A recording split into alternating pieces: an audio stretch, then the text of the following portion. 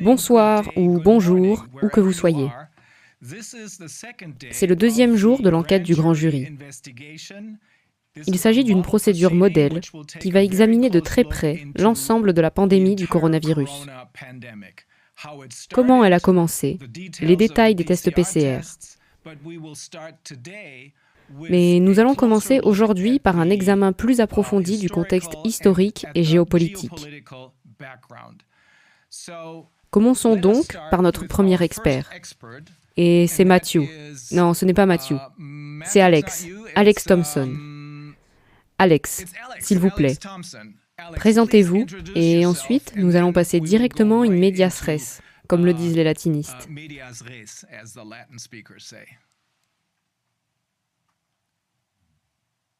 Votre micro est éteint. Merci beaucoup, Rainer.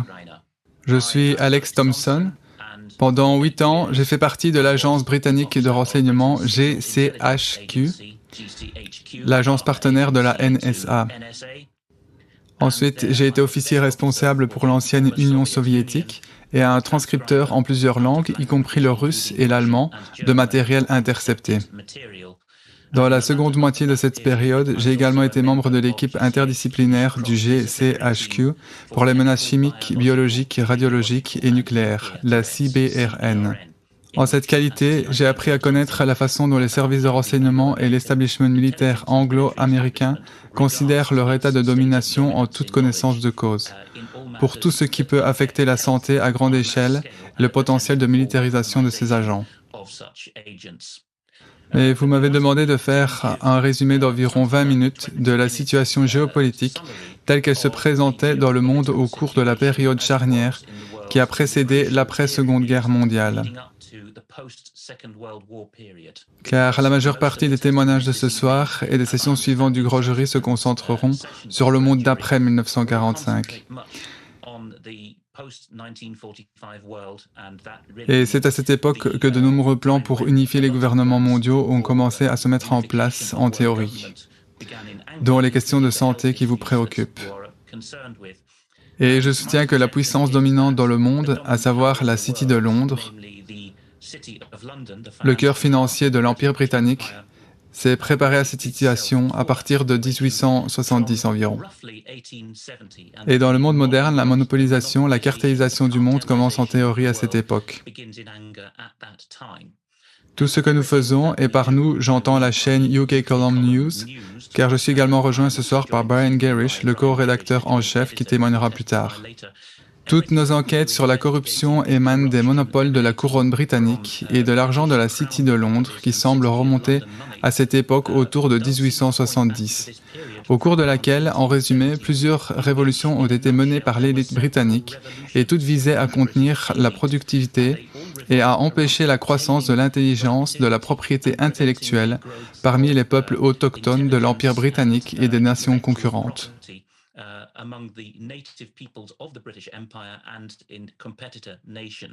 Il y a donc eu une révolution dans ce que vous pourriez appeler l'espace mental, qui depuis 2010 est un terme explicitement utilisé par le département central du gouvernement britannique, le Cabinet Office.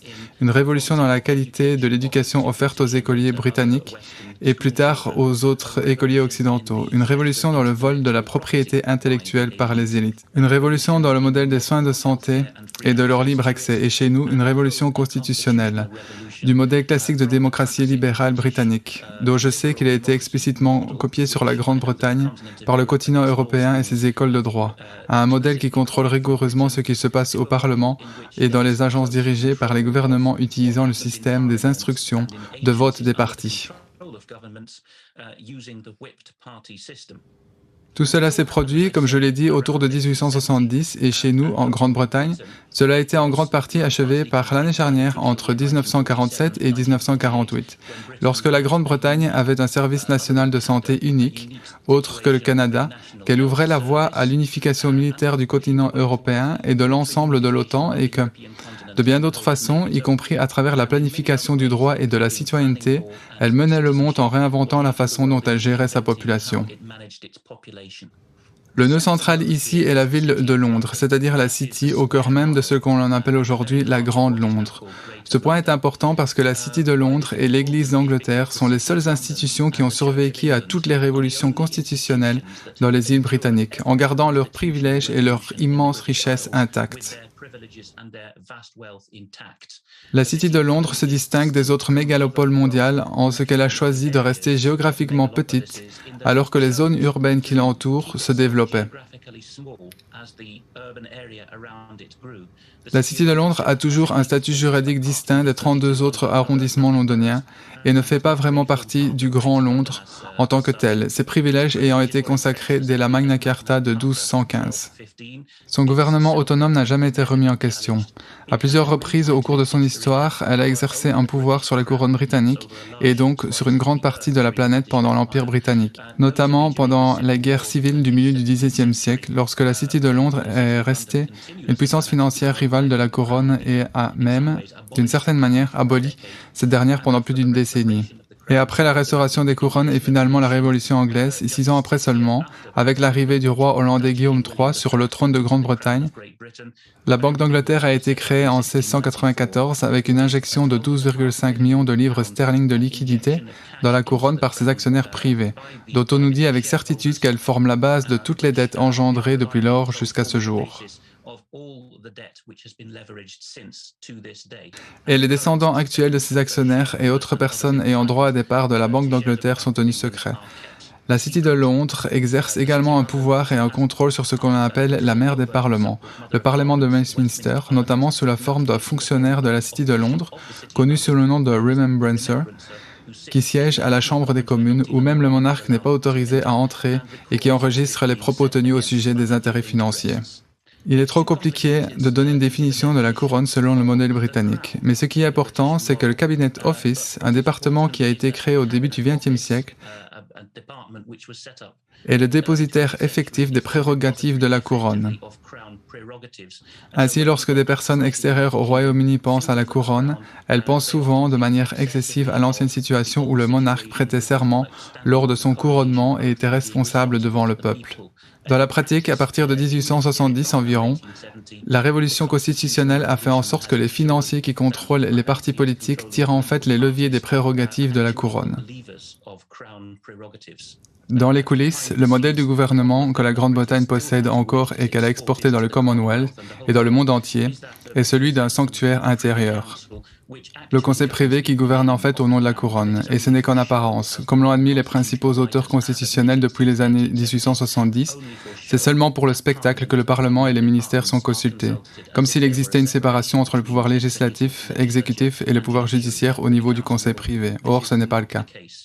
Durant cette période dont nous parlons, l'éminent constitutionnaliste anglais Walter Bashaw l'a admis au XVIIe siècle dans la 2e édition de son livre, La Constitution anglaise, écrit en 1873, juste au moment où les instructions de vote des partis modernes ainsi que le think tank se mettaient en place pour établir la volonté du monopoleur de la City de Londres. Walter Bashaw a écrit dans un paragraphe qu'il y avait une distinction entre, je cite, les parties prestigieuses du gouvernement, c'est-à-dire la partie qui sont là pour le spectacle, et plus personnellement la couronne et, je cite, les parties efficaces dans le sens des parties fonctionnelles de la machine. Et il admet que les parties attrayantes ont un but, mais servent seulement à attirer la force du soutien national vers les partis qui travaillent vraiment dans les coulisses. Maintenant, pour simplifier au maximum, je pense qu'il est important de souligner que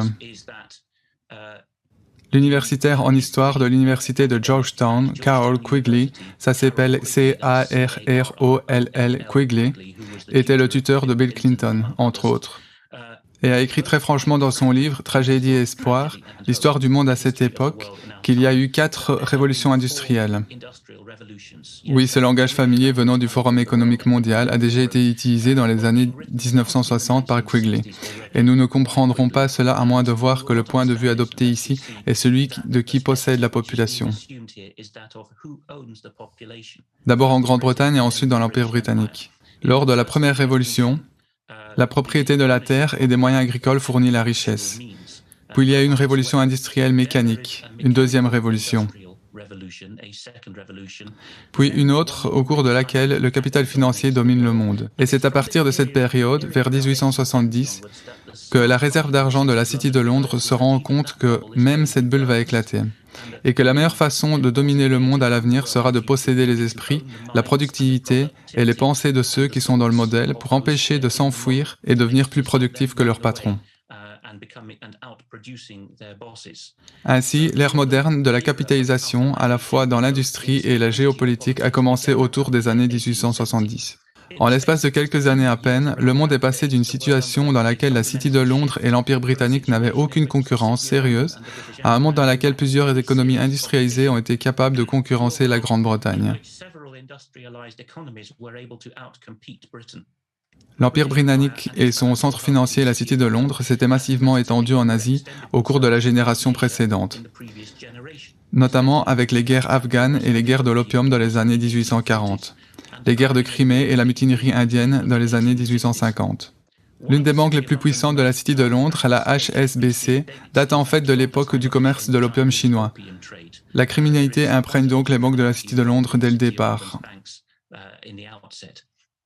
En Europe, l'ordre post-napoléonien imposé par la Grande-Bretagne lors du congrès de Vienne de 1815 a commencé à s'effriter avec la réussite et l'échec des révolutions socialistes de 1848. La Russie et l'Autriche-Hongrie ainsi que les pays d'Europe de l'Est disposaient des armées terrestres les plus puissantes de l'époque. Et ce sont eux qui ont sauvegardé l'Europe en restaurant les têtes couronnées. Par conséquent, l'obsession de la politique étrangère britannique depuis le milieu du XIXe siècle, et c'est quelque chose que j'ai vu lorsque j'ai assisté aux réunions de Chatham House, le groupe de réflexion géopolitique suprême du monde à bien des égards, qui dit au ministère des Affaires étrangères ce qu'il doit faire. L'obsession de la politique étrangère britannique à partir du milieu du XIXe siècle était une nouvelle stratégie, à savoir s'allier avec les grands rivaux du passé, la France et jusqu'à l'Empire ottoman, contre les alliés historiques de la Grande-Bretagne en Europe du Nord et en Europe centrale, afin d'empêcher toute future alliance russo-allemande qui pourrait devenir le bloc dominant du monde. Une seconde stratégie consistait à empêcher la montée fulgurante de la productivité intellectuelle américaine et la démocratisation de l'invention, et à essayer de capturer cela. Dès 1812, les troupes britanniques envahissant Washington DC ont notamment épargné l'Office des brevets, parce qu'elles savaient qu'en le brûlant, elles se tireraient une balle dans le pied et ne pourraient plus dominer les inventions américaines après la Révolution américaine. Vers les années 1860, sous l'impulsion de Bismarck, Garibaldi et du tsar Nicolas Ier, les trois plus grandes nations européennes, qui n'étaient auparavant grandes qu'en termes de culture, sont soudain devenues des États politiquement unifiés et économiquement modernes. Avec le débat de la Grande et la Petite Allemagne, des signes sérieux indiquaient que l'Allemagne pourrait s'allier à l'Autriche pour former un seul État germanophone. Et il était évident pour l'élite britannique qu'en l'espace d'une génération ou deux, ces trois pays, l'Allemagne, l'Italie et la Russie, deviendraient de grandes puissances, à peu près au même niveau que la Grande-Bretagne et la France. Les États-Unis sont sortis de la guerre civile en 1865 et ont entamé une ascension fulgurante vers la suprématie industrielle. L'élite britannique a correctement prévu que vers 1900, ces quatre nouvelles puissances commenceraient à avoir des forces navales aussi fortes que celles de la France ou de la Grande-Bretagne, et a prévu que les armées terrestres de ces puissances européennes seraient beaucoup plus fortes que celles de la Grande-Bretagne, de sorte que seule une alliance franco-britannique au nom des droits de l'homme et de la diffusion de la démocratie libérale, auparavant impensable, aurait pu tenir ces puissances en échec. En 1880, ce que l'on appelle la ruée vers l'Afrique battait son plein, ce qui a permis à même des nations européennes mineures sur le plan territorial, comme la Belgique et le Portugal, d'acquérir des ressources substantielles grâce à la colonisation de l'intérieur de l'Afrique et de devenir de sérieux rivaux pour l'industrie et le commerce britannique. Cela a mis la Cité de Londres dans de sérieux embarras, car par exemple le Portugal était le plus ancien allié de la Grande-Bretagne et la Belgique était un État qui devait son existence même à la négociation britannique de 1815. Des historiens ont avancé de sérieux arguments indiquant que la vague d'assistanat de l'ère édouardienne, notamment l'assistanat de la famille royale portugaise en 1908 et celui de l'archiduc François Ferdinand en 1914, a été fomentée avec la connivence secrète de la City de Londres. Un pays asiatique est également devenu une grande puissance industrielle et militaire à la fin du 19e siècle, le Japon, et à la grande surprise du monde entier, il a battu la Russie en 1905, donnant ainsi à de nombreuses populations coloniales d'Afrique et d'Asie l'idée qu'il n'y a aucune raison pour qu'elles ne puissent pas, elles aussi, s'affirmer face à la domination européenne, comme l'avaient déjà fait les républiques d'Amérique latine contre l'Espagne. L'année suivante, 1906, fut celle de la course navale, de la crise du Dreadnought, qui a peut-être inévitablement déclenché le compte à rebours vers la Grande Guerre, la Première Guerre mondiale, car l'élite britannique et l'élite allemande étaient désormais déterminées à obtenir la Weltherrschaft, ou domination mondiale. Les deux pays se méfiaient à juste titre des motivations de l'autre. Ils étaient tous deux techniquement capables de dominer le monde, tant sur le plan industriel que dans l'espace mental, et disposaient tous deux, pour la première fois, de puissants blocs alliés. En résumé, le changement provoqué par la crise existentielle du milieu à la fin du XIXe siècle a été le modèle commercial de la City de Londres tel que décrit par Quigley, les vagues successives du monopole. Ce modèle en est venu à souligner l'importance de contrôler non seulement la force militaire ou les ressources matérielles, mais l'esprit des personnes désormais connues sous le nom de ressources humaines dans l'Empire britannique et au-delà. Et c'est pourquoi la science-fiction commence à parler de la propriété du patrimoine génétique de l'homme à partir de cette époque, afin que la City de Londres puisse vendre des biens et de plus en plus de services au reste du monde, qui ne pourrait jamais rattraper son retard dans l'espace mental.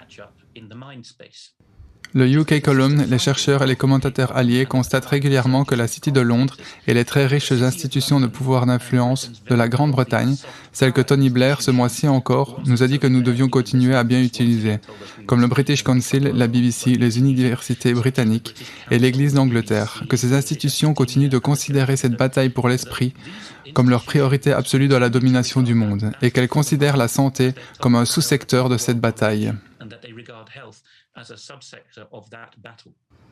Nous sommes également pleinement convaincus, grâce à des découvertes répétées, que l'élite britannique se considère, à juste titre, comme la première puissance mondiale dans l'espace mental.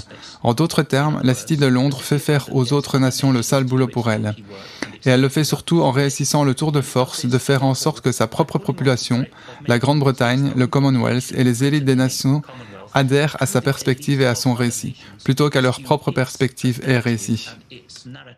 C'est la vision que j'ai reçue lors de mon éducation d'élite britannique. Et c'est la vision que les agences de renseignement britanniques ont reçue pendant les deux guerres mondiales et la guerre froide. Ce n'est pas une stratégie officielle qui est enseignée dans les internats, les universités, les agences de renseignement ou lors de la formation des agents. Mais c'est en grande partie le credo des soi-disant lignées de familles d'élite qui dirigent la City de Londres. Et c'est le procédus operandi des fondations anglo-américaines exonérées d'impôts, et des groupes de réflexion tels que Chatham House, une bulle qui a imposé les agendas de ces lignées aux gouvernements occidentaux. Une figure clé de l'année 1870 est celle de John Ruskin. Apparemment inoffensif car il était le premier professeur d'art à Oxford, mais il a apporté la doctrine selon laquelle l'élite britannique se devait d'exporter sa propre vision du monde au reste de la planète en termes très généraux. Et parmi les principaux étudiants qui l'influença, il y avait Cecil Rhodes, qui bien sûr est devenu fabuleusement riche en Afrique australe. Cecil Rhodes, et tout ceci est documenté par de très nombreux historiens, a écrit des journaux secrets et formé des sociétés secrètes en 1891. Après 16 ans de planification, sa principale société secrète a été fondée. Les Bourses Rhodes font partie de cette société. Les membres d'Oxford du réseau de Rhodes étaient des gens comme Lord Tony et Lord Milner, des géostratégistes bien connus. À Cambridge, il y avait le futur ministre des Affaires étrangères Lord Grey et Lord Isha. À Londres, il y avait le journaliste de premier plan à l'époque, W.T. Stead, ainsi que des initiés et des membres du comité exécutif de Cecil Rhodes, parmi lesquels les hommes susmentionnés plus Lord Rothschild. Après la mort de Rhodes en 1902, d'autres lignées anglaises du premier plan, qui ont à plusieurs reprises entaché l'histoire de la City de Londres, comme les Astor, sont entrés dans ce cercle. Le cercle extérieur visant à réaliser la volonté de Cecil Rhodes, cette vision apparemment bénigne de la Grande-Bretagne forçant le monde à accepter sa démocratie libérale et à accepter cette façon de voir le monde. Le cercle extérieur est devenu connu sous le nom de groupe de la table ronde, qui sont toujours actifs aux États-Unis et dans 7 autres pays et ont été mis en place en 1909. Ce groupe considérait le succès de la Fédération canadienne de 1867 comme sa principale étude de cas.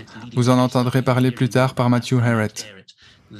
Le Canada a été effectivement unifié politiquement et plus tard, les autres colonies blanches, les territoires blancs, afin d'éviter la propagation de points de vue différents et de démocraties anglophones différentes dans le monde. Ils devaient tous être rattachés au contrôle de la City de Londres. Ceci est également très contemporain, car parmi les nombreux boursiers de Rhodes qui dominent la politique mondiale et poussent le monde vers la globalisation, on trouve Bill Clinton, déjà mentionné, et au Forum économique mondial, la professeure néo-zélandaise Nairi Wood, qui s'est fait connaître cette année pour avoir déclaré au Forum économique mondial que l'élite pouvait faire de grandes choses si elle s'unissait et si les gens du monde acceptaient simplement qu'elle était à leur tête.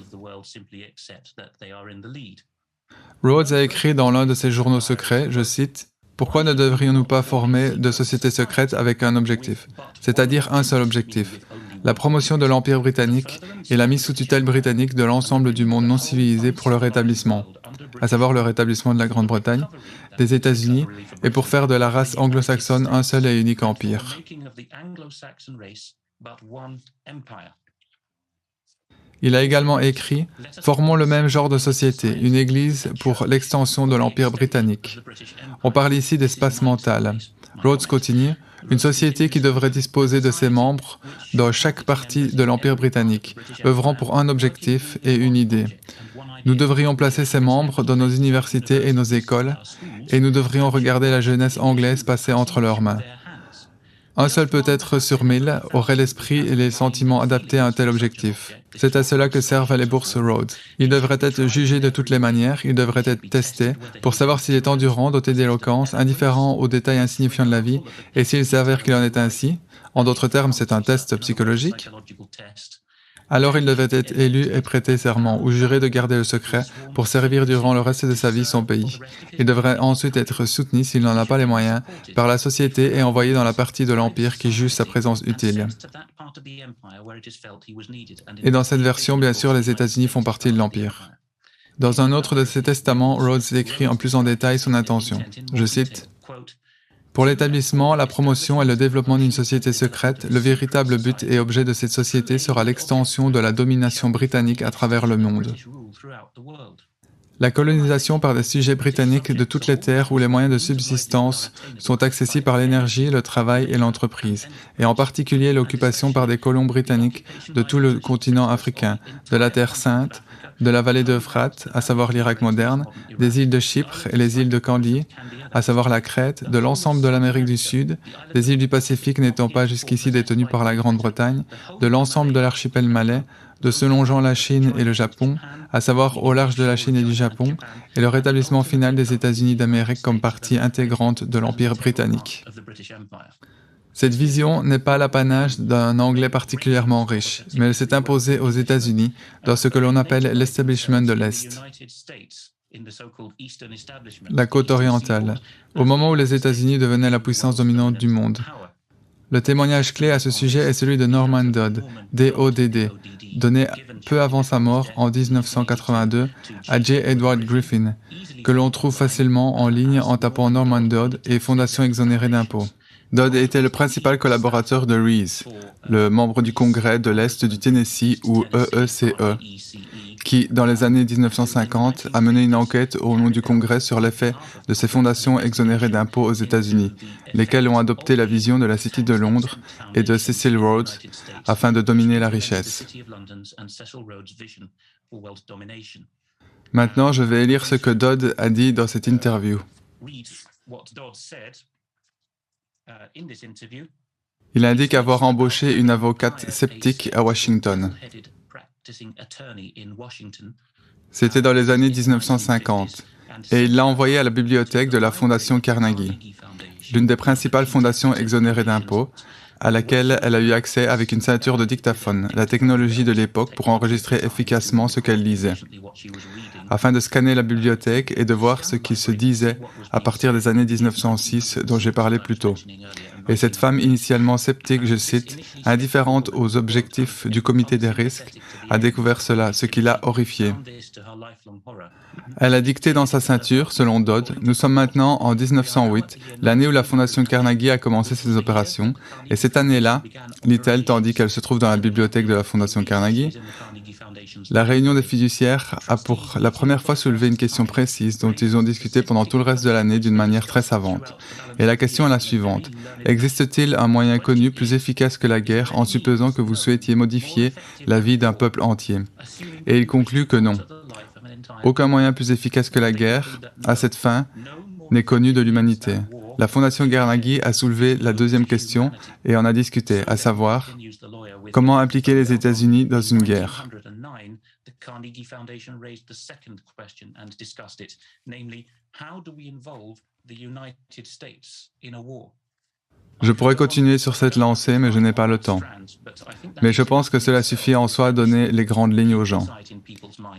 Il ne suffit pas d'être de loin la plus grande puissance militaire et économique au monde, comme l'ont été les États-Unis avant et après la Première Guerre mondiale, si votre espace mental est toujours contrôlé par l'idée selon laquelle le modèle démocratique libéral anglo-saxon est la seule possibilité. S'il est toujours contrôlé par l'hypothèse non vérifiée que tout le monde au sommet de ce modèle est payé pour la liberté, alors vous allez toujours trouver qu'un club d'intérêt personnel va diriger le monde.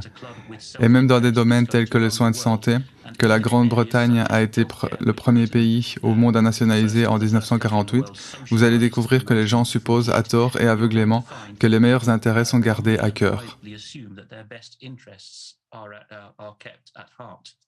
Dans 2 minutes peut-être, j'aborderai le point que je souhaite soulever, à savoir le financement des deux axes lors des 2 guerres mondiales par la City de Londres et ses ramifications à Manhattan, Wall Street. Maintenant, ce n'est pas, encore une fois, une revendication sortie de nulle part. Des universitaires sérieux comme Anthony Sutton, qui travaillait à l'Institut Hoover de l'Université de Stanford en Californie, ont écrit des livres entiers à ce sujet, intitulés « Wall Street et la révolution bolchevique » et « Wall Street et l'ascension d'Hitler ». Tout cela est bien connu de ceux qui prennent la peine de s'informer à ce sujet. Il y avait toute une série de documents qui ont été récupérés par Anthony Sutton. Cela lui a coûté sa titularisation à Stanford. Il a mis tout ça dans ses livres, et ce qu'il a découvert, c'est que, pour résumer, l'Union soviétique et le Troisième Reich ont été créés dans l'intérêt de la City de Londres, et plus particulièrement de sa ramification à Wall Street. For the interests of the City of London and more particularly its Wall Street end. Et donc vous pouvez faire apparaître brièvement la première diapositive que je vous ai demandé de mettre à l'écran. Vous verrez un résultat de cela, à savoir qu'IBM avait une filiale monopolistique en Allemagne dénommée Hollerith. Hollerith était le nom du propriétaire allemand. Pouvez-vous me confirmer que cela est à l'écran en ce moment? On va attendre un peu. Merci, oui. Vous pouvez donc voir ici que Hollerith, le propriétaire allemand nominal de la filiale d'IBM, propose au Troisième Reich Übersicht, ou une surveillance en utilisant des cartes perforées, une technologie américaine concédée au Troisième Reich. En bas, vous pouvez lire Übersicht mit Hollerith Lochkarten, la connaissance totale de l'information par le biais des cartes perforées Hollerith. Et le nom de la société en bas est Deutsche Hollerith Maschinengesellschaft, ou MBH, qui était à Berlin-Lichterfelde. La deuxième diapositive que j'ai là n'est qu'un exemple de l'étendue globale des services de renseignement britanniques dans des domaines que la Constitution ne permet pas d'avoir. Vous pouvez voir ici un symbole d'arbre de Noël, indiquant que le MI5, même avant la Seconde Guerre mondiale, contrôlait qui accédait aux ondes de la BBC, qui était promu et qui était transféré. Tout cela se fait sous le contrôle du MI5, les renseignements britanniques, qui sont en théorie là pour la nation, mais qui ont en réalité été mis en place par les lignées dont je parle pour servir leur objectif privé. C'est en tout cas ainsi qu'ils considèrent la gestion du renseignement britannique. La troisième de mes 4 diapositives montre comment cela émerge en 2010, lorsque le Cabinet Office britannique, en collaboration avec un groupe de réflexion, l'Institute for Government, parle ouvertement de contrôler la pensée du monde et la pensée du peuple britannique. Ils étiquetent les parties du cerveau sous l'étiquette d'espace mental. Et sur la droite, je peux voir que vous avez mis le texte clé des pages 66 et 67 de ce document de 2010. Il est dit, même si les gens sont d'accord avec l'objectif comportemental, c'est-à-dire en faisant pression pour que les gens se comportent comme le souhaitent les lignées plutôt que de mandater leur gouvernement pour agir en leur nom. Même si les gens sont d'accord avec l'objectif comportemental, ils peuvent s'opposer aux moyens servant à l'atteindre. Les différents effets de l'espace mental entraîneront différents niveaux de controverse. Il existe plusieurs facteurs qui déterminent la controverse. En d'autres termes, il prévoit qu'on leur dira qu'il s'agit d'un renversement des objectifs du gouvernement, y compris dans le domaine des soins de santé, bien sûr. Ils poursuivent. Comme indiqué, les effets de l'espace mental dépendent au moins en partie du système automatique. Cela signifie que les citoyens peuvent ne pas réaliser pleinement que leur comportement est modifié, ou du moins de quelle manière il l'est. Il est clair que cela expose le gouvernement à des accusations de manipulation. Les gens ont tendance à penser que les tentatives visant à modifier leur comportement sont efficaces si on leur fournit simplement les informations de manière transparente. Cette aversion a un fondement psychologique, mais c'est essentiellement une question de confiance dans le gouvernement. L'absence de contrôle conscient a également des répercussions sur le consentement et la liberté de choix.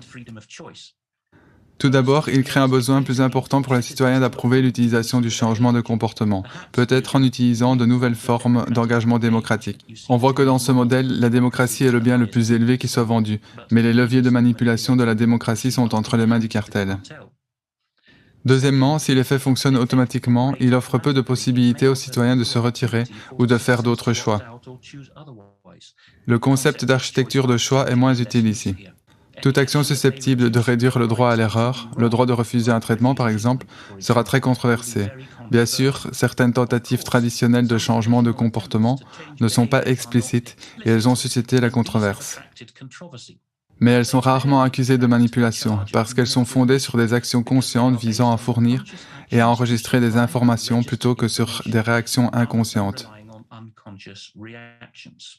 Je pense que cela établit assez bien le principe selon lequel nous sommes formés dans ce monde moderne, dominé par la City de Londres et ses institutions dotées d'un pouvoir d'influence à penser que nous avons notre destin en main, parce que la démocratie libérale est souvent présentée comme étant le bon modèle face auquel tous les autres systèmes sont plus tyranniques et moins souhaitables.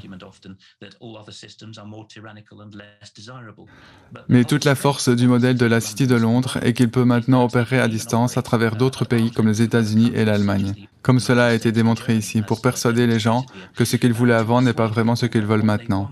Et c'est le remplissage de l'espace mental, qui est, je pense, l'arme la plus puissante. Et c'est ce qui est disponible ici. Maintenant, je vois que j'ai dépassé le temps imparti. Je vais donc laisser le reste des détails. Je n'aurais jamais pu espérer être exhaustif, mais j'espère avoir donné aux gens un petit aperçu de la longue série de recherches historiques solides menées par des personnes connaissant bien l'establishment britannique, afin d'établir que l'establishment britannique ne s'est pas battu loyalement depuis environ 1870.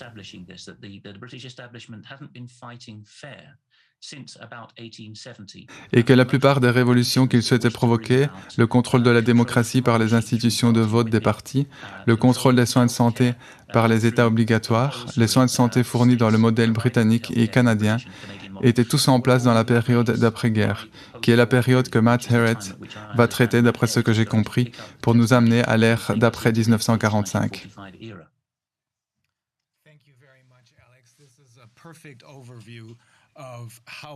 Merci beaucoup, Alex. C'est une parfaite vue d'ensemble qui explique comment nous en sommes arrivés là. Si vous le permettez, j'aimerais juste poser quelques questions. Bien sûr, mes confrères feront de même. Mais est-il exact que la City de Londres est le véritable centre névralgique du Royaume-Uni? Sans l'ombre d'un doute. Si vous avez eu mon parcours, c'est quelque chose que vous apprenez à l'internat, sans parler de l'université, dans le cadre du rugby et de Cambridge pour moi, et au moment où vous entrez dans la fonction publique, on vous regarde bizarrement si vous suggérez que le peuple de Grande-Bretagne ou de tout autre pays du Commonwealth est doté d'autodétermination.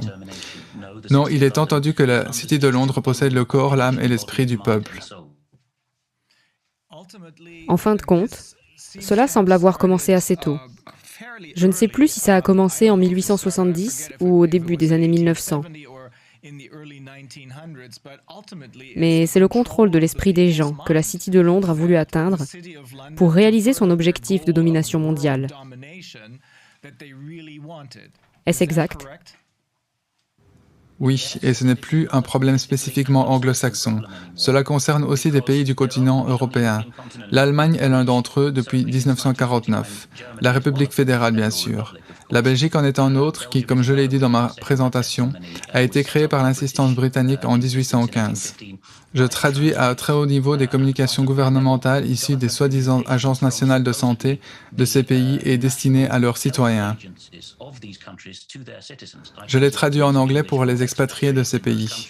Et les gouvernements belges et allemands, pour ne citer que ces deux exemples, suivent explicitement le point de vue de la City de Londres. Ils écrivent à la population en termes de gestion de la santé et en leur disant que leur mode de vie n'est pas assez bon. Leur corps, leur esprit, leur génétique, leur intelligence n'ont pas été optimisés. Et donc, ce bétail, cette population, n'est pas compétitive comme elle devrait l'être dans le monde. Il s'agit donc d'une extension du modèle de la City de Londres au continent européen, où il a su, à bien des égards, s'adapter aussi bien aux juridictions de droit civil codifiées, très respectueux de l'état de droit, qu'aux juridictions de la common law.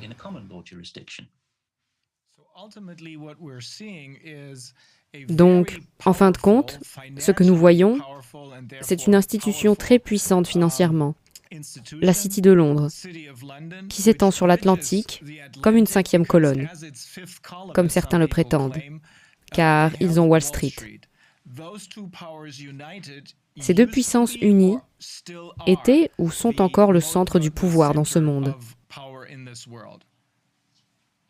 Oui, il y a eu de nombreux rebondissements, surtout au milieu du XXe siècle. Mais ce que vous avez dit est un résumé utile de l'ensemble du XXe siècle.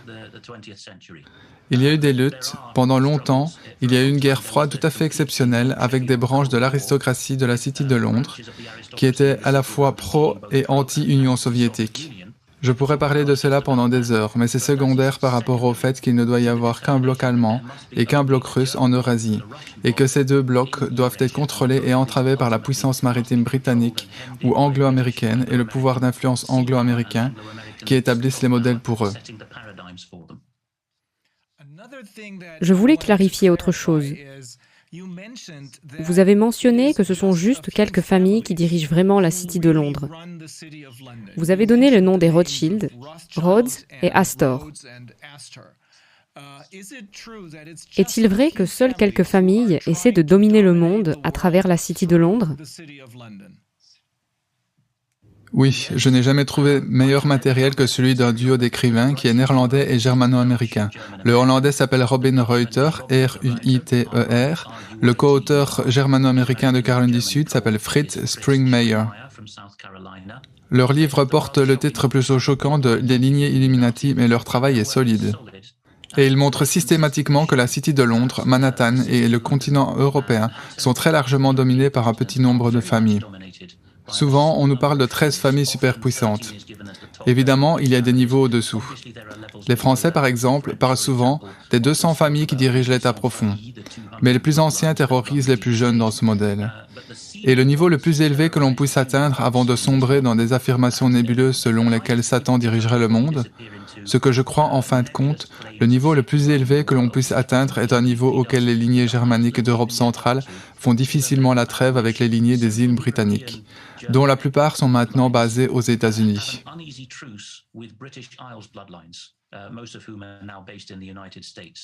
C'est le modèle le plus important. Et toutes les frustrations géopolitiques du XXe siècle sont en fin de compte liées à l'un ou à l'autre de ces camps qui tentent de prendre l'ascendant. Devons-nous suivre la City ou la renverser? Et cela a à voir avec la frustration des superpuissances émergentes, notamment les Russes qui essayent de jouer à armes égales avec ce cartel de lignées et qui échouent.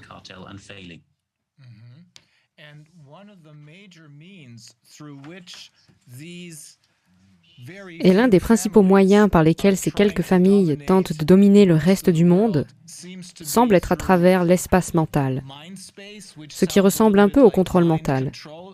Est-ce que cela implique des opérations psychologiques? Tout à fait, oui.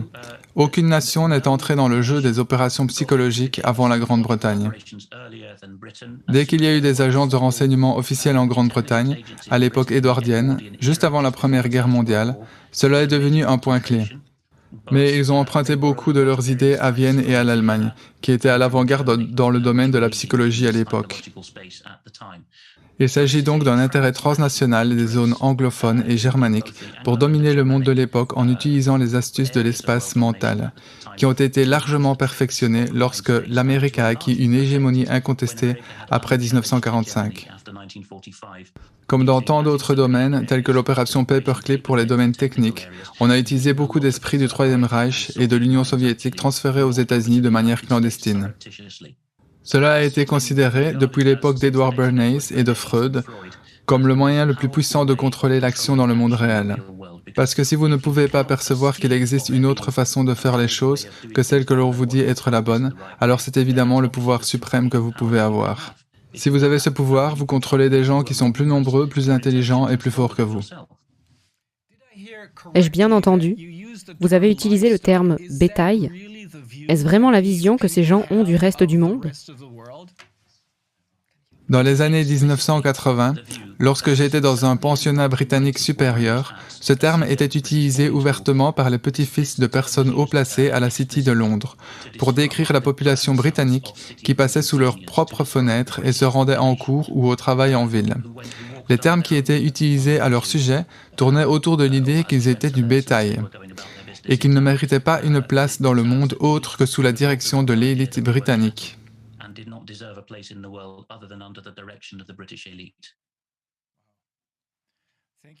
Merci beaucoup, Alex. Je ne veux pas empêcher mes confrères de poser des questions. Alors, s'il vous plaît, à votre tour.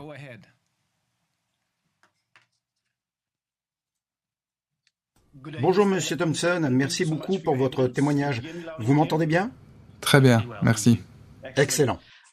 Monsieur Thompson, je voudrais savoir, et vous avez en fait abordé le continent africain, et plus précisément, vous avez mentionné Cecil John Roberts.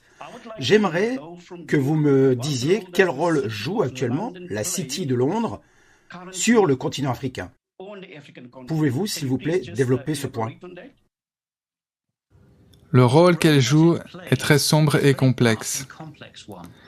Et on le voit surtout lorsque des coups d'État et des révolutions se produisent dans les anciennes colonies britanniques. Bien sûr, il y a tout un groupe de pays anciennement colorés en rose sur la carte, allant du Caire jusqu'au Cap, où la Grande-Bretagne a presque installé un chemin de fer et une unique colonie. Et c'est dans ces pays qu'on le voit le plus clairement. Le fils de Madame Thatcher a été impliqué dans une tentative de coup d'État ratée dans un pays africain non anglophone, la Guinée équatoriale. Ce n'est qu'un exemple de tentative ratée, et les sponsors de la City de Londres ont laissé Margaret Thatcher nettoyer ça toute seule, pour ainsi dire, lorsque cela a échoué.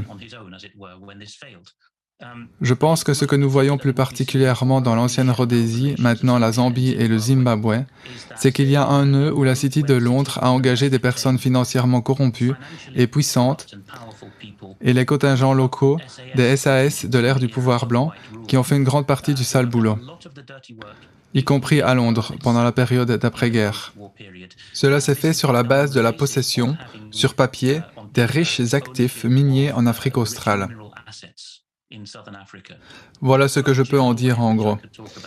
Il y a même des morts suspects jusqu'à la chambre des tribunaux de Lancaster en 1979, ouvrant la voie aux ZANU-PF pour prendre le relais du gouvernement Smith en Rhodésie, devenu par la suite le Zimbabwe, avec des avocats tombants, soi-disant morts par la fenêtre. C'est un tableau extrêmement sombre, et plus vous regardez certaines des entreprises impliquées, Kroll Security en est une qui me vient à l'esprit, plus vous voyez qu'il y a un lien entre le MI6, le SAS et la City de Londres. Et cela concerne l'Afrique du Sud en particulier comme principal atout. Merci beaucoup. Êtes-vous d'accord avec moi, Monsieur Thompson, pour dire qu'en ce qui concerne la domination financière, on voit que la dette est au cœur du Covid-19. Donc, êtes-vous d'accord pour dire que la domination financière est au cœur de la pandémie de Covid-19?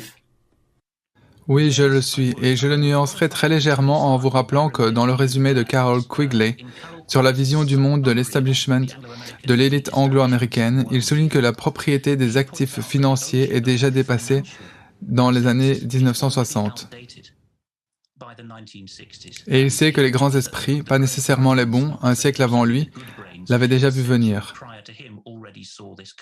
Il considérait que la vraie richesse était l'esprit humain, la santé humaine et la capacité de modifier et de transformer l'être humain en un nouveau modèle qui se comporterait comme prévu. C'est la grande richesse du monde. Mais avec cette réserve, si nous appelons ça la richesse, et par extension nous pouvons l'appeler la richesse financière, alors oui, c'est le prix le plus élevé qui soit.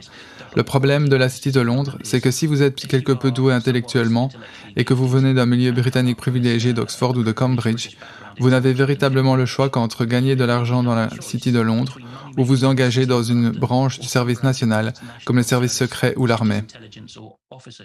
Et la différence que j'ai constatée à maintes reprises entre moi et ceux qui ont suivi l'autre voie de ma cohorte était le principe qu'aucun des deux groupes ne doutait du fait que le véritable pouvoir dans le monde était de posséder le capital.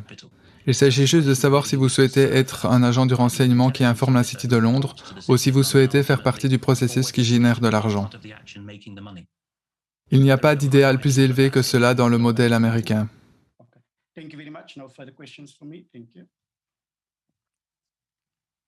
D'accord, merci beaucoup. Je n'ai pas d'autres questions. Des questions de la part d'Anna ou de Virginie ou d'Ipali?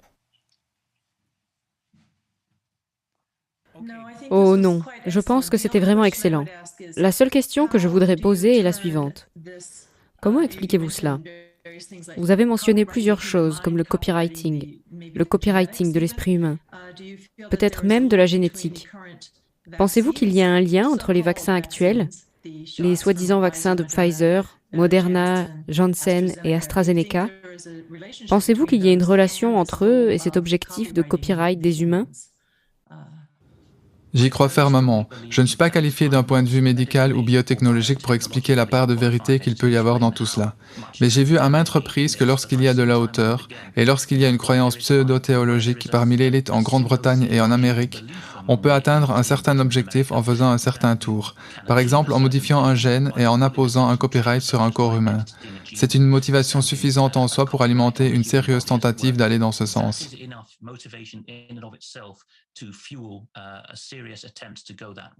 Et je sais que lorsque Debbie Evans interviendra dans le créneau de Brian Gerrish, plus tard dans la soirée, elle parlera de l'idée que l'édition génétique permettra de facto de copier sournoisement le nombre d'âmes et de corps de l'humanité qui sont concernés, de sorte qu'ils ne seront plus sous la protection du Créateur. Merci, merci.